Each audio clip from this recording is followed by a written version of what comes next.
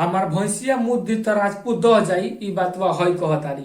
न डरी हा जादो जी राजपूत से हमर भैंसिया दहा अच्छा। दी मूत के। क्योंकि देखो सुन लेला, समझ लेला बात के भाई।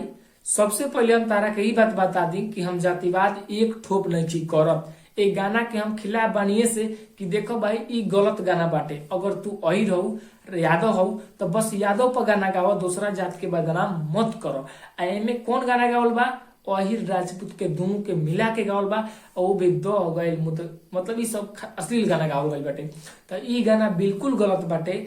आ ए गाना के मतलब अगर यादव बाड़ी काजल भारती जी, तो इनका बस यादव पर गावे के चाही, ना कि दूसरा कास्ट के लेके गावे के चाही कि ई दो आ जाए चाहे कुछ रह जाए। ई बिल्कुल गलत बाटे। हम एगो और ही बात बता दी कि ई गाना जौन बाटे आज काल परसों तरसों के ना हो, ई गाना सालों पहले के गाना हटे।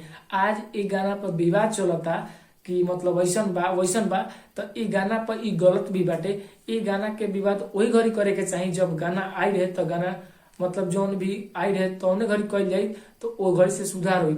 अब जौन आदमी बिगड़ जाई गाना गावे में, ओकरा के सुधार कोई सकत हटे? बिल्कुल नहीं के सुधार सकत।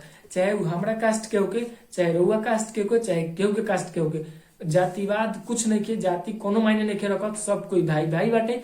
आ यादव मतलब चाहे राजपूत, अगर केहू राजपूत के भी गाना गाओ ताटे तो वो अपना पर पर्सनली गाओ, और चाहे केहू यादव भी गाना गाओ ताटे वो अपना पर गाओ। चाहे पटेल, भूमियार जे भी बाटे वो अपना पर बस गाना गाओ। अदर कास्ट के नाम लेके गाना गाई तो भाई झगड़ा हुई, विवाद हुई। बेकार में सब लफड़ा में पड़ल से तो ठीक बा कि अपना पर गाओ, अपने बोझ लो बस।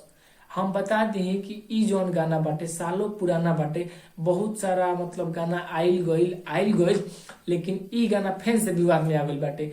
रउआ सभे के पता हो कि हर दिन एक ना एगो वीडियो ऐसन वायरल होला जौन की पुराना होके, नया होके, मतलब खराब होके, निमन होके, एक दिन वीडियो वायरल हो कहीं के बा एगो रोज। मतलब वैसे ही ई बाटे कि बीतल बात के फैन से उठ के रोल गइल बा, अब वायरल कइल जाता कि ई खराब है खराब। जौन काजल भारती बारी ई अच्छा भी गाना गइले बारी, आ कुछ खराब भी गाना गइले बारी, जौन रउआ सबे सुन सकतानी या सुननी हटे।